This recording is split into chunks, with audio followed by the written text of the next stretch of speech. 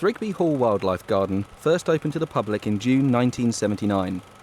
The collection of mammals, birds and reptiles from Asia are all based around the 1736 Grand Hall belonging to the zoo owner Ken Sims. After returning from Malaya, where Ken had been a rubber planter, poisonous snake farmer and a crocodile keeper, Ken Sims opened Thrigby Hall Wildlife Gardens in 1979. Inspired by the first David Attenborough TV programme and the early writings of General Durrell, Ken had chosen to work in Asia as a way of learning more about the wonderful wildlife of that region.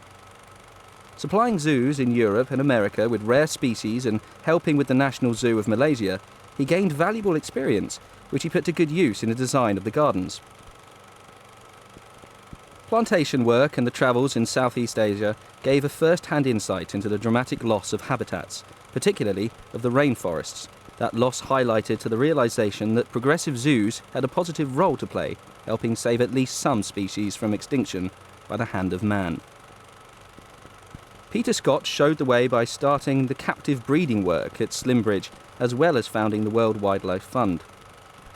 The need for help from zoos and their visitors is now greater than ever before, and the help given by Thrigby Hall Wildlife Gardens to conservation work around the world has been a source of great satisfaction to Ken and his strong team. Ken's ambition was to create a small collection of animals that the public could get up close to and personal with. This image shows the footprint of Thrigby Hall Wildlife Gardens. This aspect is unlike any other zoo today. Visitors can receive a truly unique look at the animals from above, thanks to the overhead walkways. Today, the zoo remains the same as Ken's vision from the 70s.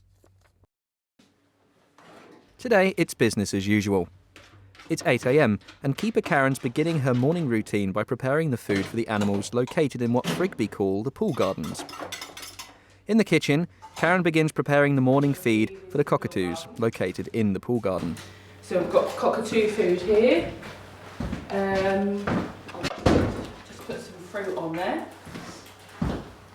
They like bananas and all different fruit, greens, carrots, tomatoes, blueberries. They have quite a good range of food. They also like their bread, especially with a bit of butter on it when it's available. All the birds are just fed once a day. Unlike the other animals, the monkeys are fed twice a day, the cats are fed daily, but the birds we tend to keep this in our morning routine and just fed once a day.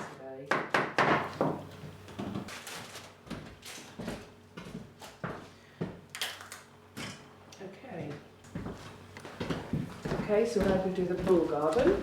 Yeah, we've got we have two crocodiles, marsh crocodiles in this corner, just here. Then we've got two saltwater crocodiles which are right at the other end, and then we've got one American alligator which is just in the middle. And if you just go through there in the link building, we've got two American alligators in there. So this is Mango here, who's after a tickle. That's why he's come over to say hello. Mango is actually rescued.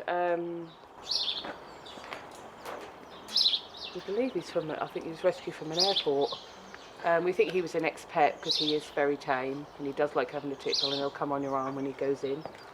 Our maintenance man Matt, he go in there, he absolutely loves him. I think he's a man's bird. He don't leave him alone. If you have to go in and clean, he'll maintain the cage or anything, he's there with him.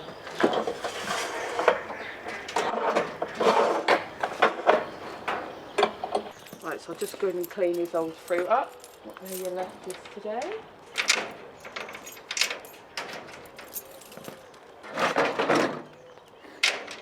You let me in and let me out, Mango. Hey? Will you let me give you a tickle? No? I don't want you to bite me. I definitely think he's a man's bird.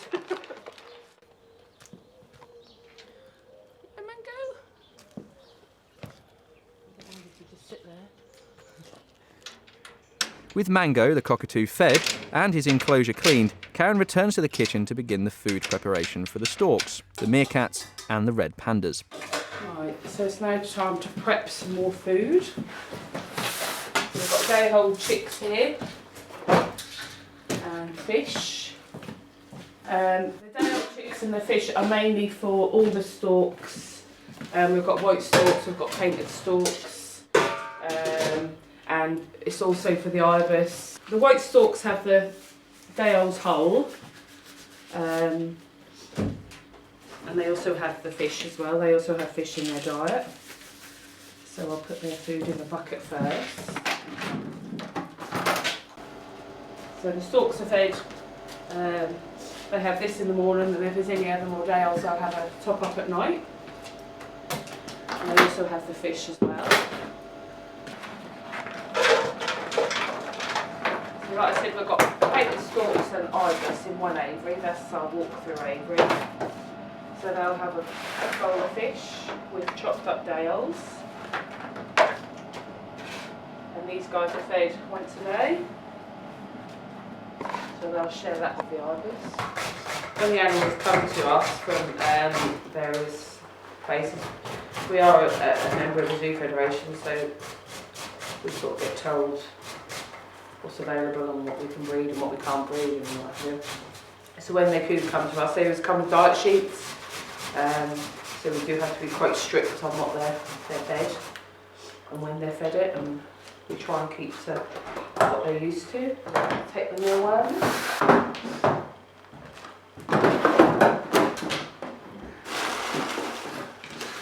We've got 5 meerkats, so what I'd usually do is give them sort of a good handful each in there with the mealworms.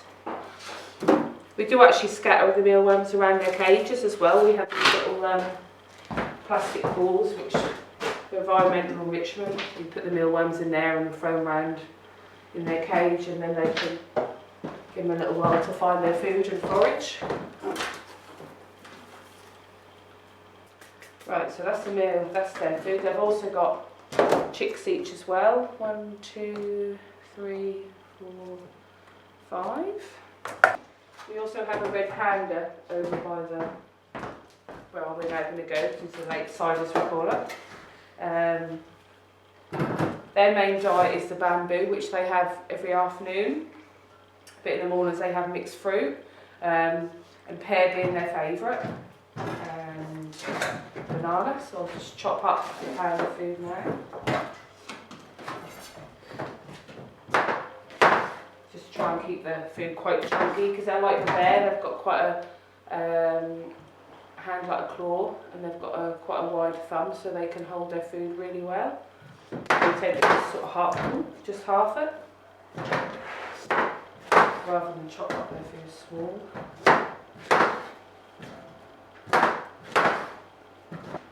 Now a panda there, he likes his day-olds, so I'm going to put 2 on his day-olds on there. And also what we have called panda cake. It's a supplement and a vitamin supplement for them, which we put on their food daily. So we just put a little bit of powder on that one. And also, they also have what we call E-oil, which is for their coat. So we just spray a little bit on the day-old, because we know he's going to get that. That's the panda done. So we're going to go around the lakeside now and feed all the ducks and the storks, the pigs and the meerkats, and just go check on the time and make sure they're all clean. That's our next thing to do in the morning. Here's our little meerkats. So I'll just chuck their day-olds in first, okay? We've got 1, 2. So now I'm just going to go in and put their bowl of fruit in and their mealworms, and then I'll just clean their water out and just clean up their mess, which I usually do in the corners of the enclosure. Okay, so I'll just put their bowl in here. Thrigby Hall has a collection of 5 meerkats originating from South Africa, with a lifespan of around 10 years in the wild. However, in captivity they can live to be 15 years of age. Okay, they're all done in here now. So they're fed again at lunchtime. In the wild, meerkats tend to live in family groups of 20 to 50 meerkats in large underground tunnels in order to survive the desert heat. Although at Thrigby Hall they have an enclosure to keep them cool. With the meerkats taken care of, it's now time to take care of a bigger kind of cat, the tigers. I want to move routine with the tigers is basically make sure all their water's okay, check the electric fence is working, which I'm now going to do, and make sure their beds are nice and clean. Regarding the skip, we actually skip the tigers 2 or 3 times a week, but they have to be shut in overnight to feed them. But at the moment they're shut out, well they're not shut out, but they're out at the moment, so they'll either be skipped tomorrow or the next day. I'll just go do that now. I'll just go check the electric fence is working, which is just over there, and then I'll just go in and do their water. Thrigby Hall Wildlife Gardens features 2 Asian tigers, one male called Kubu and one female called Dua. This area, when we got Kubu, our male, we weren't sure how he was going to react in a new enclosure, so we actually put an electric fence all the way up here, just in case he did climb, but he's never made any attempts, so we just purely keep that going as a safety procedure. Another safety procedure before entering the tiger enclosure is to radio other keepers alerting them to your location and your actions. Once they reply, Karen has the all clear to enter. Okay, I'm going to have to go in because one of them had a pigeon. So just making sure his bed's all nice and cosy in there. They have got a box each. All the slides are up, so they've got the option of sleeping together or separate. It's entirely up to them. The only time we tend to actually shut the tigers in if we get like high winds, which we have been recently having here. So they will actually get separated. They'll get separated because we always tend to separate to feed them. Because we don't. It just depends if we feed them together. Jill is a bit more of a slow feeder, so Kubu will take her food, so we tend to separate to feed them, so they are shut and separated as well.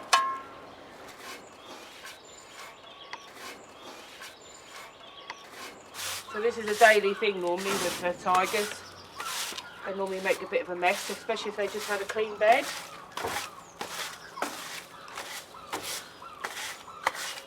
And this time of year, we tend to leave their slides up so they can come in and out when they want. Whereas in the summertime, we'll leave them shut out all day. The Asian tigers are a very popular tourist attraction at Thrigby Hall. The use of the tiger tunnel and the overhead walkways provide the public with a unique up-close and personal look at the big cats. I've just got to check Kubu's water bottle now, which is water bowl, which is just round there. So I'll just go and do that and then fill my watering can up.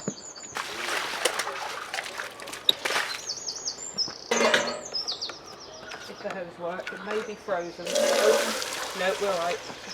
Normally when we get really deep frosts, but all the hoses freeze up.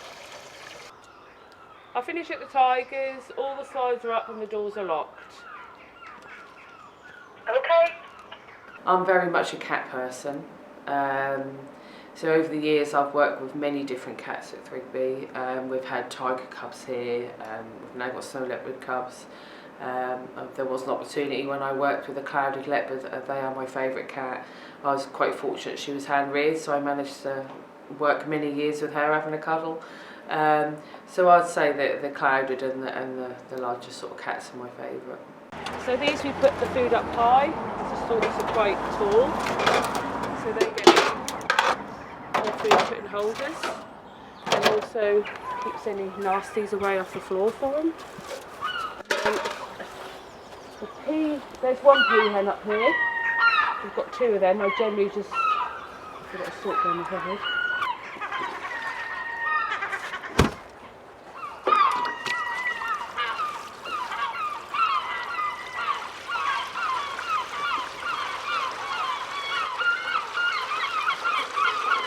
We're hoping to move these guys around by the lake soon because we feel they really need a bit more water. So the cranes are hoping to be moved around the lake pretty soon, hopefully. And then we're going to bring the demoiselles in here to house them in here. So that's all the cranes fed in here, and the peacocks, the peahens I should say. Leaving the storks in the aviary, it's now time for Karen to feed the hornbills located in the pool garden. And blueberries your favourite, aren't they? Yeah.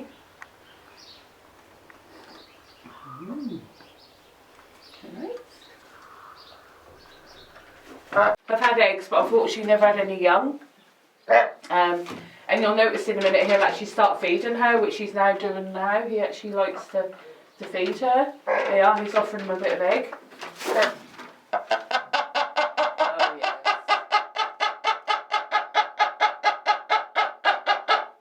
You're being noisy, are you? Okay. You don't chuck them at me. You're showing well, guys.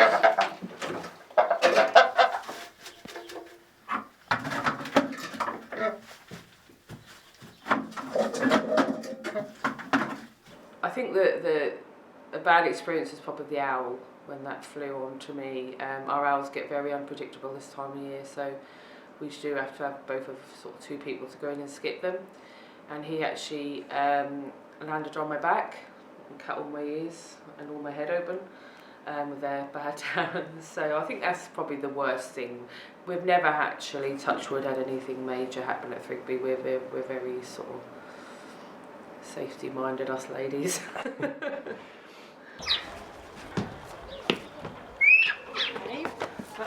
He was good. It's midday, and Karen's heading over to one of the red panda enclosures.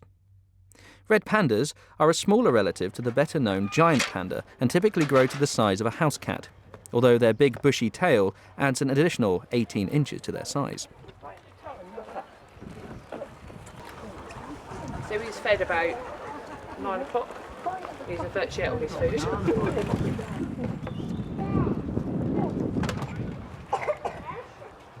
Red pandas in the wild live in the cooler, moister, more temperate forests of the Himalayan foothills in India, Nepal and China.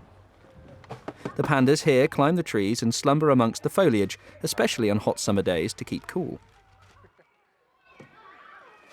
Added to their diet of bamboo are more nutritional items such as eggs, dead poultry, chicks, and they occasionally catch for themselves an unaware mouse or bird. They are shy and solitary animals except when mating. Females give birth in the spring and summer, typically to 1 to 4 young.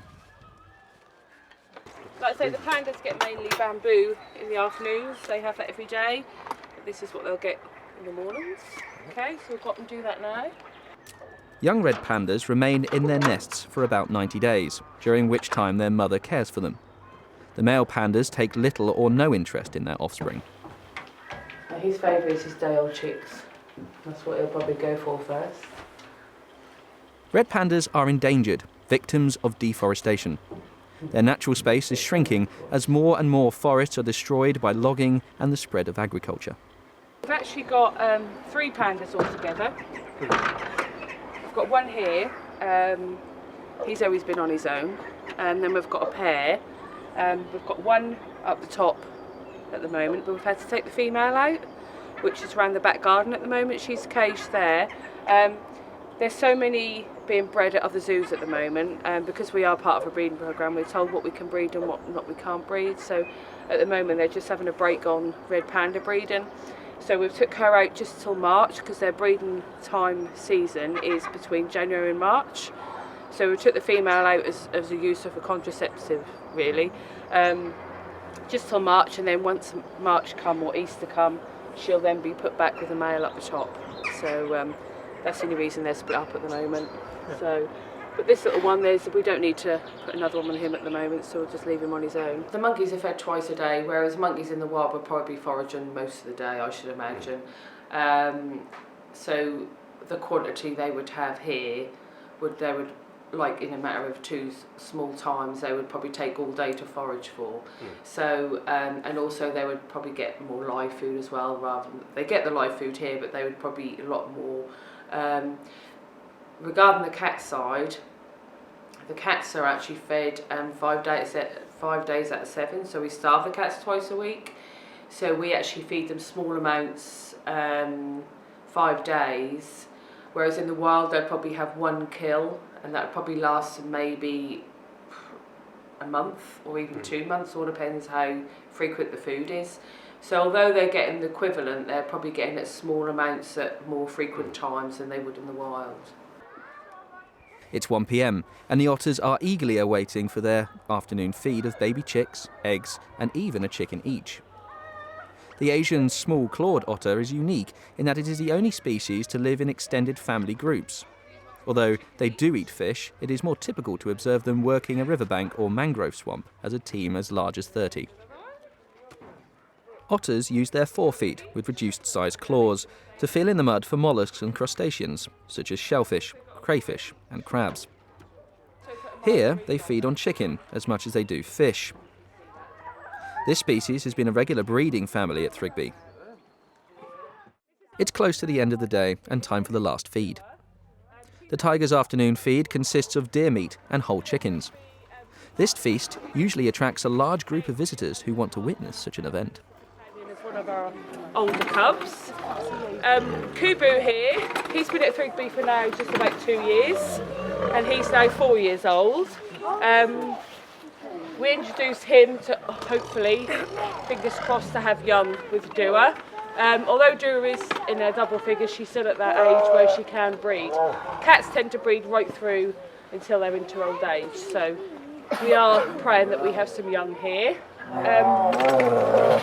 I'll actually separate to feed the cats because Kubu is the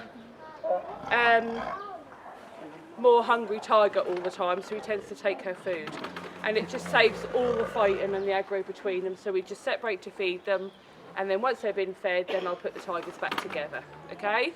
Unlike the leopards, we don't starve the tigers. They get fed every night, and they are on small amounts of food every night. Kubu is quite largely overweight at the moment.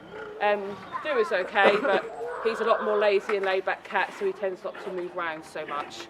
So they're on the same diet as the leopards. They get mainly chicken here. They have deer, they have rabbit, and also when available there are hares, another sort of roadkill around here that then all the farmers tend to bring off the fields. So that's their main diet. So I'll just feed Dua first because she's the more noisy one, so you might hear a bit more growl and a bit more snarling with her.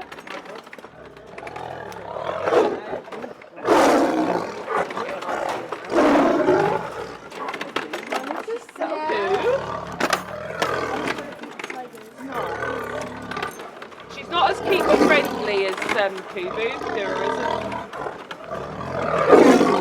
As you can see. I'm actually going to try and hand feed her some deer first, okay? She's going to cooperate. Whoa. This is just like a little mouthful for them. They're nice.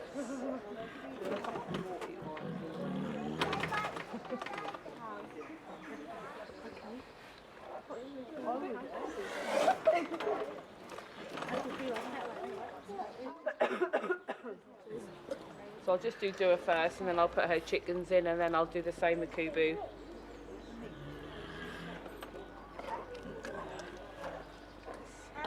you go.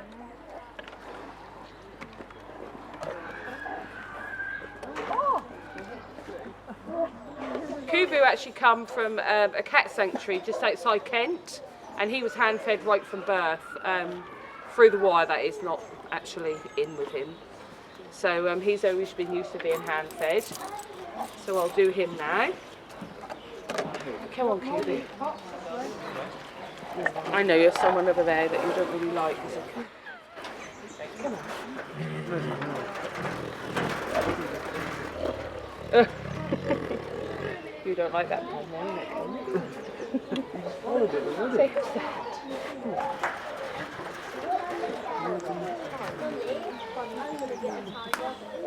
Take his food away. Oh, come on. I'm going to hurt you.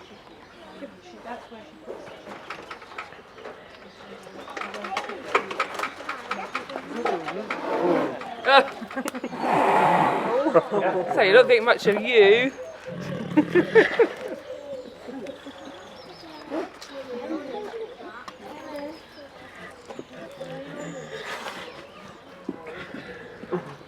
big cat like you are scared. Come on. Oh, that's a great cat. Oh, is that nice? There you go. Okay, and I'll just put these chickens in now. He'll probably take them off somewhere to feed. The chicken's still. Yeah. Oh no, she's up there in the...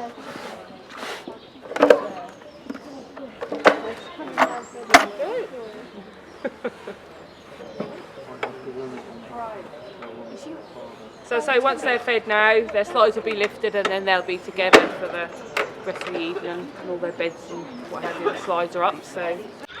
Hi, my name's Scott Bird. I'm the Zoological Director here at Thrigby Hall Wildlife Gardens. It's very enjoyable. I've now been here 17 years. I started, an opportunity came up. I should have only been here for the summer holidays, just to help them out, and so I ended up staying here for 17 years. My background was actually in equine science. I did a degree in equine science. Ended up coming home from that to look for work, and so I ended up here helping on the construction side just for the summer on some animal enclosures, and then got offered a full-time position and asked if I'd like to transfer my knowledge of horses across onto more exotic species. Thrigby hosts a wide variety of endangered animals, from the Sumatran tigers, the snow leopards. The bulk of the collection, many of the birds are very rare. So yeah, there's quite a substantial proportion of the collection is endangered to some degree. Breed management is organised by the stud bookkeeper, and they look at the genetics of the animals within the population to keep a wider genetic pool as possible, so that we can keep animals alive and keep species going. And so that eventually for some species there is a reintroduction program starting out. We're hoping in the next 2 to 3 years to start reintroducing snow leopards into parts of China and Russia. And so but it takes a lot of monitoring and a lot of work beforehand to ensure the reasons that the population's decreased, that they've been counteracted in one way or another. Part of the ethos from the original owner and the original founder, Ken Sims, was that he worked in Malaya in rubber plantation. His last plantation, there was around 5,000 employees, people lived on that plantation, and he says that it was very often it was hard to see the wildlife for the people. And he vowed that if he ever opened up a small zoological collection, that he'd be able to keep it small, compact, where people could get close to the animals, but as well as trying to keep as natural environment for the animals as possible. I strongly hope the future of Thrigby Hall is to carry on as it does now, a small, compact collection where people can get close to the animals, providing unique experiences, and also at the end of the day a fun-filled family day out, which enhances and supports our conservation efforts.